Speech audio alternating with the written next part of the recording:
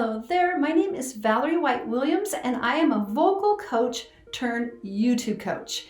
So I created my first channel in 2010 and that channel now, Vocal Splendor Studios, has over 77,000 subscribers and over 17 million views. And that channel has brought me over $50,000 of clients that were coming to me to take voice and piano lessons. So this is my channel where I'm talking about how to build a YouTube channel. So it's a smaller channel, it's what I call my baby channel, but it's where I'm coaching you guys on how to succeed on YouTube. Because I'll be honest, YouTube isn't intuitive. There's lots of pieces to that puzzle. So before I go into the topic, I want to make sure you subscribe and click on the bell, because this is where I can show you how to be successful on YouTube. So go ahead and click and let's go on to the subject. So what I'm talking about today is confidence on camera. And I think that's one of the things that so many people feel awkward about. No one wants to see themselves on camera. Trust me on that. I'm also a vocal coach and nobody likes how their voice sounds on recordings or on the video either. It's very awkward because no one wants to look at themselves, but you kind of are forced to when we make these kind of videos. So what you can do is just, first of all, just grin and bear through it. It's something that you have to just do it. It's awkward. No one likes it, just so you know. You're not the only person. But there are ways to kind of prepare yourself to go on camera, and these are some of the tips that I do to feel more confident on camera. So the first thing I do is I really plan my wardrobe on what I'm going to wear. So if you remember in the old days where people were going on TV, those Jeopardy or any sort of shows where people are gonna be on camera, they always would tell people to only wear solid colors. Because anything that has a lot of prints or is busy, it doesn't really work on camera. It's distracting.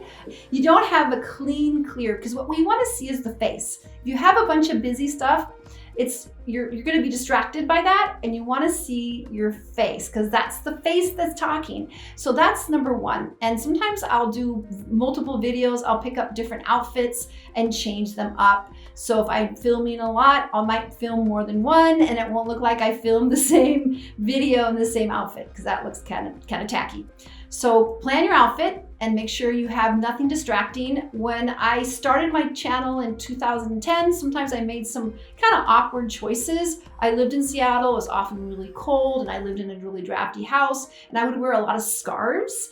And when I look back on those videos, it wasn't ideal because the scarf kind of was like almost a wall that was keeping me separate. It felt like there was something in front of my chest and things. So I try to keep everything really open so the energy and the message comes out through. So, I mean, it might feel more comfortable if you feel like, oh, I want to wear a scarf, but we want to get our message out. The whole point is to get the message out. And so that's really important. All right. And so the second thing that I've done is I make sure I put on extra makeup. And to be honest, that's one of the things I do not like about making videos, because I typically don't wear full-on makeup on my day-to-day life. I have like a minor makeup routine. But when I go on the camera, I really make sure that I have my full makeup on.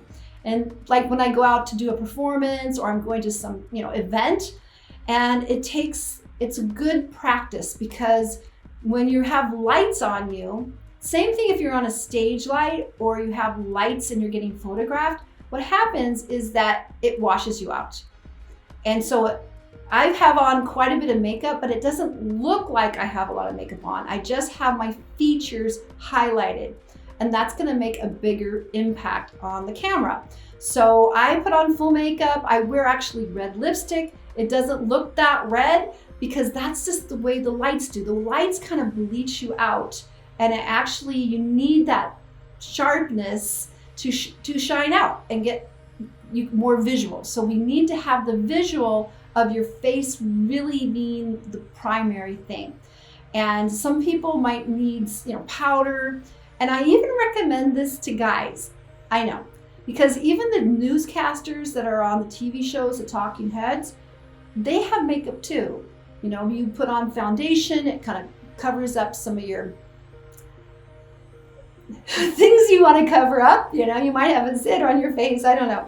So make sure you put makeup on, and sometimes you might just need powder. My skin's naturally oily, so sometimes I need to add extra powder. And some also eyebrow line I think is really important. Some people need extra eyebrow pencil, and some people need plucking if you're a guy and there's too much, because you want to have a nice line around your eye. And just having some contouring, it really is going to help you pop on the camera. And so that gives you a little more confidence. Okay, if you got your face on and you feel like you look good, it's great, you know, and make your hair look nice or whatever your style is. I mean, everybody has different styles, so I'm not going to tell you what style you should do, but you definitely want to feel good on camera and have nice light. So that's the other thing, is having a great light will also help you, because I have a big ring light, and having that big ring light really does a lot for getting a lot of light on your face. So that's the third thing. You know, we have the clothes, we have the makeup, and then an awesome light. And the awesome light will definitely kind of soften things and highlight your face. We don't want to have a lot of shadow. We also don't want to have any backlighting, because that's going to really be kind of hazy. So you really want to have lots of light on your face. And if you don't have a ring light, and if you have lots of really great natural light, same thing is good. You know, having really great natural light is awesome. I live in the Northwest, so we can't count on that. We don't always get a lot of light. We're up north, or it's rainy. When I was in Seattle, we had one time like 90 days of no sun. It was so horrible. So that's Seattle. And then the very last thing of being confident on camera is being really clear about your message and really having passion about what you're talking about. Because people will forgive you if you're not perfect, or if you stumble over words, which I do all the time. But if you're sharing something that is from your heart, that you really believe in, that you really think is important, people are going to listen to that, and they're going to respect that. Because the thing about YouTube, it's not just about making perfect videos and looking perfect. It's really about building community. And the goal is to build community for the people that are interested in what you're sharing. And so the more you can be real and feel comfortable and share, that's really all it is, to be confident on camera. And the last thing I'm going to say, I know I keep saying, well, this is the voice teacher thing, one more time, is practice. The more you go on camera, the more comfortable you can be, and it gets easier. Now, I'm not going to say it's super easy, because sometimes I'm not very focused, and some days I'm more focused, but you just got to roll with it. You just are going to roll with it, because here's the thing, it's YouTube. People want to get to know you, and you don't have to be perfect. You don't have to be perfect to get your message across. You just have to be honest and sincere and feel comfortable. So, all right, so I hope these tips were helpful, and I hope they will encourage you to go on with your channel and not stress out about being perfect or whatever you are afraid of to get on camera, because I know you have a message in there. Please let me know in the comments below which tip is something that you're going to take on. I'd love to hear about it. And if you have some other tips that I did not mention also, please put that in the comments below as well. I also have a Facebook group, it's a private Facebook group called YouTube Success Strategies, just like this. I post all of my videos in that group, and I also offer other training and questions and getting people to really master YouTube. It's a big passion of mine.